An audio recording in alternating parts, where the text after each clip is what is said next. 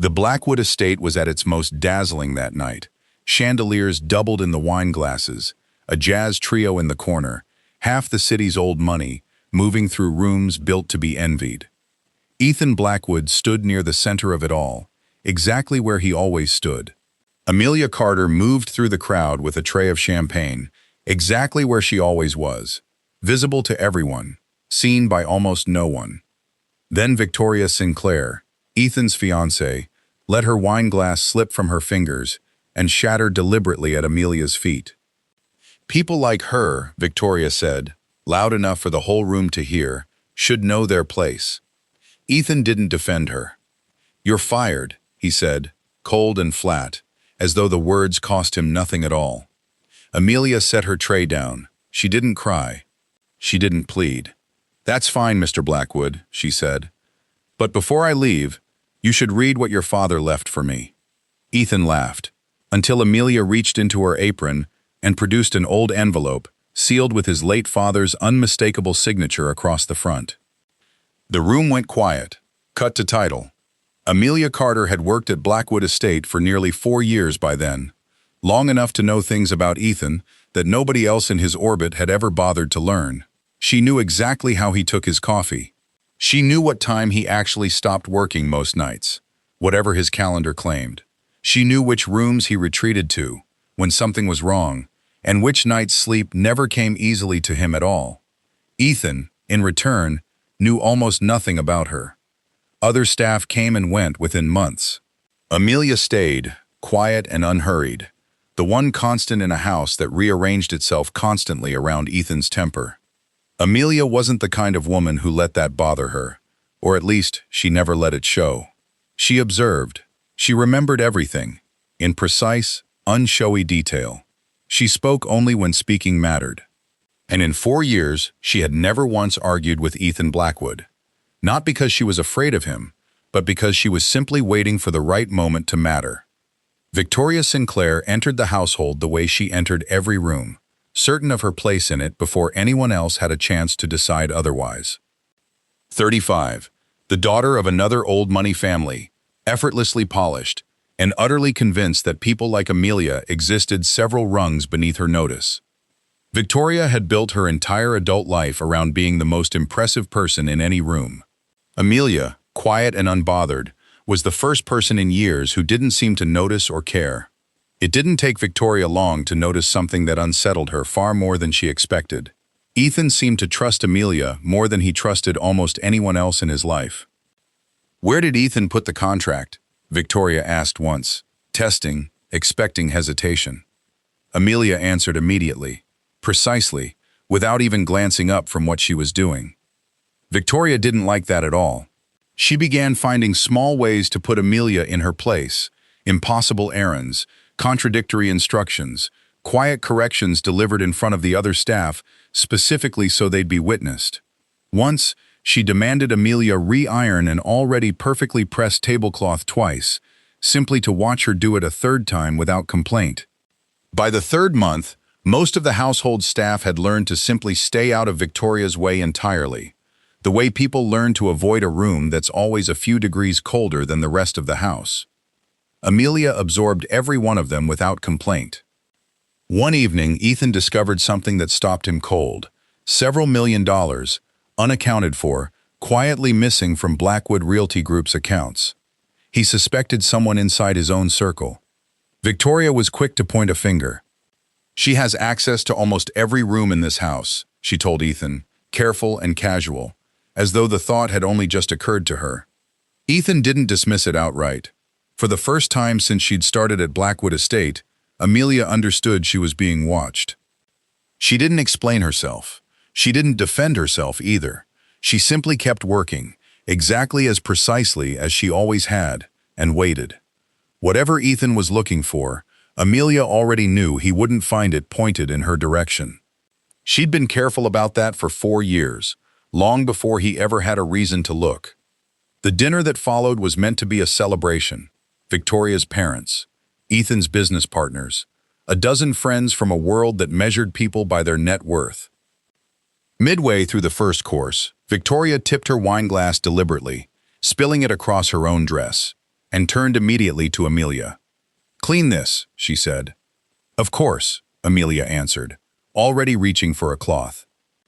"And apologize," Victoria added. Amelia looked at her. She said nothing. Victoria's composure cracked. "You're a servant," she snapped, loud enough for the whole table to hear. "Remember that." Victoria's mother offered a small, satisfied smile, as though the outcome had already been decided the moment the wine hit the floor.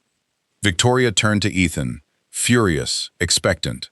"Are you really going to let your maid disrespect me?" she demanded. One of Ethan's business partners, watching from across the table, later admitted he'd almost said something himself, and then hadn't, the same way nobody in that room ever seemed to. Ethan looked at Amelia for a long moment, a moment that, to everyone at that table, felt like it lasted far too long. "You're fired," he said. Amelia set down the cloth she'd been holding. She didn't look surprised. If anything, she looked like a woman who'd simply been waiting to find out exactly how far this particular room was willing to go.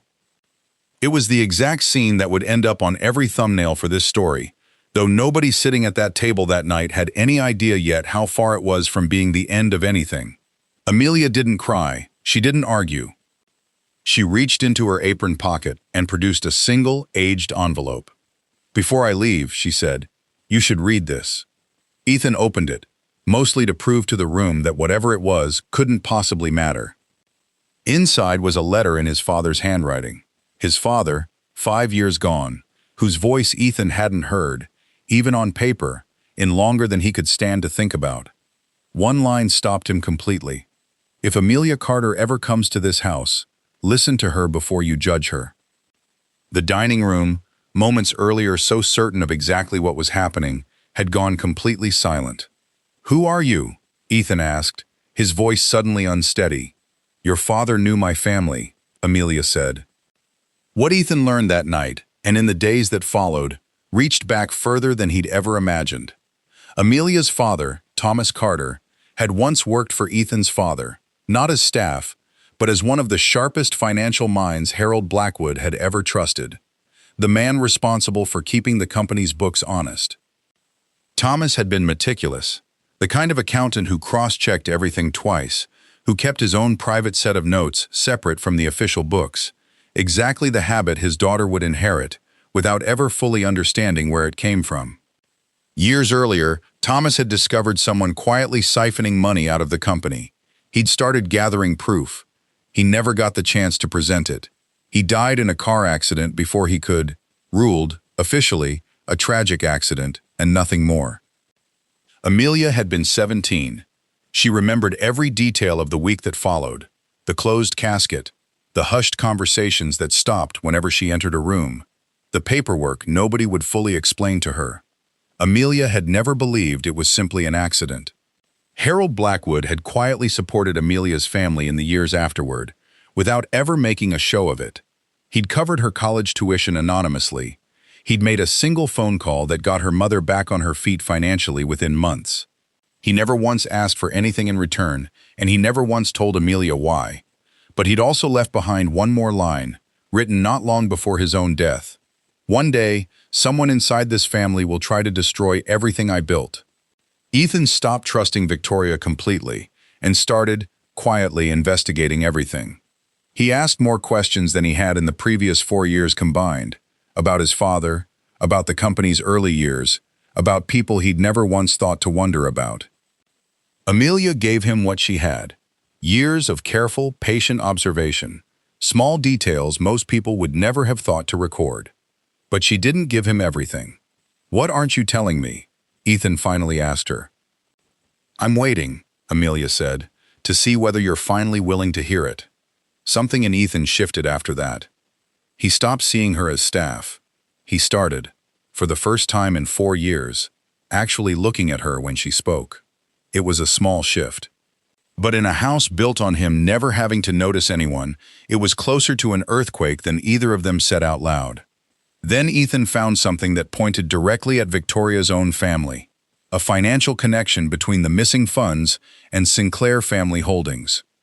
Victoria denied everything. She cried. She told Ethan that Amelia was trying to destroy their engagement out of jealousy, out of resentment, out of exactly the kind of bitterness people like her were supposed to feel toward people like them. Victoria's tears, Ethan noticed for the first time, arrived exactly on cue, the way everything about Victoria always arrived exactly on cue. She produced what looked like proof, records suggesting Amelia had accessed confidential company files without authorization. Ethan spent an hour going back through Victoria's story detail by detail, the way he never used to bother doing with anyone, and found 3 small inconsistencies he would have missed a month earlier without even noticing he'd missed them. Still, he confronted Amelia directly, unsure, for the first time in weeks, which version of events to believe. Amelia didn't rush to explain herself. "Do you trust the woman who loves your money?" she asked him, "or the woman who spent 4 years protecting you without ever asking for anything?" Ethan didn't answer. Not right away. He spent that night alone in his study, the forged records spread across his desk, and for the first time, actually looked closely enough to notice the inconsistencies Victoria had been counting on him never checking. What Ethan uncovered next was bigger than anything he'd expected. Amelia wasn't simply the daughter of his father's old accountant. Decades earlier, Thomas Carter had saved Harold Blackwood from a quiet, near-catastrophic bankruptcy, a debt Harold Blackwood had never forgotten and never fully repaid, at least not in any way the world could see. Thomas Carter had asked for nothing when he'd stepped in all those years ago. No equity, no favor. Nothing but Harold's word that he'd look out for the Carter family if anything ever happened. The 2 men had made a private arrangement. Harold, distrustful of his own eventual heirs, had quietly placed 50% control of a family trust under Amelia Carter's name, a safeguard built years in advance in case anyone inside his own family ever tried to dismantle what he'd built from the inside. Amelia hadn't come to Blackwood Estate to be a maid. She'd come to watch, to wait, to be exactly where Harold Blackwood had quietly arranged for her to be, long before Ethan ever knew her name. It explained the 4 years of watching without ever appearing to watch. It explained the silence, the composure, the refusal to defend herself, even when defending herself would have been easy. Amelia hadn't been protecting a job. She'd been protecting a promise. 4 years of quiet coffee, quiet errands, quiet nights not sleeping. All of it, in its own way, exactly the job Harold Blackwood had trusted her to do. Ethan found the original will, buried in the family attorney's archives, and brought it straight to Mr. Doyle, the Blackwood family's longtime lawyer. Doyle confirmed everything. Amelia held legitimate, legal control over a significant portion of the family trust, control Harold Blackwood had arranged years before his death, with full legal standing. Victoria's name appeared nowhere in any of it. Ethan sat with that for a long time. His father had seen this coming, years in advance, and rather than warn Ethan directly, he'd built something quieter, more patient. A last line of defense he trusted more than he apparently trusted his own son, to notice the danger himself. It wasn't an easy thing to sit with, the realization that his father had trusted a stranger's daughter with his family's protection more readily than he'd trusted Ethan to see what was happening in his own house. The rest came apart quickly after that. Victoria, it turned out, had been quietly working with Sterling Development, a rival firm, for over a year, feeding them information, positioning herself to help force Ethan into selling his controlling shares, using the engagement itself as her way inside.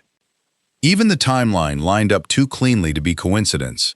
The engagement had begun almost exactly when Sterling Development's quiet campaign against Blackwood Realty Group had started. She had never loved him, not the way he'd assumed. She'd loved what marrying him would eventually let her take.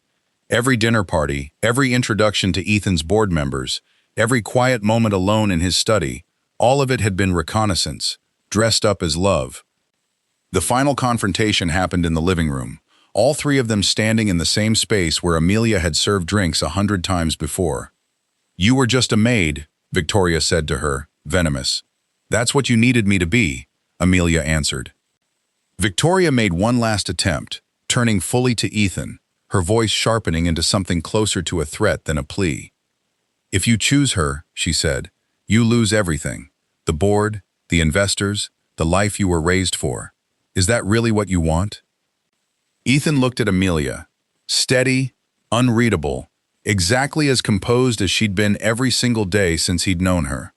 Then he looked back at Victoria. "No," he said. "I almost lost everything because I refused to see what was right in front of me." That's not a mistake I'm interested in repeating. Victoria's expression finally cracked, not into tears this time, but into something colder, something closer to the truth of who she'd always been underneath the polish. She left the estate that night. She didn't come back. The house was quiet by then, guests long gone, the wreckage of the evening still scattered somewhere behind them. Ethan found her in the kitchen, exactly where they'd crossed paths 1,000 ordinary times before any of this began, before the envelope, before the will, before he'd ever really looked at her at all. "I owe you more than an apology," he said. "You don't owe me anything," Amelia answered. "My father trusted you," Ethan said. "I should have too." "Your father saw people differently than you did," Amelia said. "And what do you see," Ethan asked, "when you look at me?" Amelia was quiet for a long moment. "Someone who is finally learning to look," she finally said. Neither of them said much after that. It wasn't the kind of moment that needed filling with more words. 4 years of being unseen had taught Amelia exactly how much a single honest sentence could be worth. She let this one sit in the room a while before either of them moved. Months passed. Amelia no longer wore an apron at Blackwood Estate. Ethan offered her a seat on the board. She turned down the position when it was offered as a simple reward, a payout dressed up as an apology. She agreed to it on one condition instead.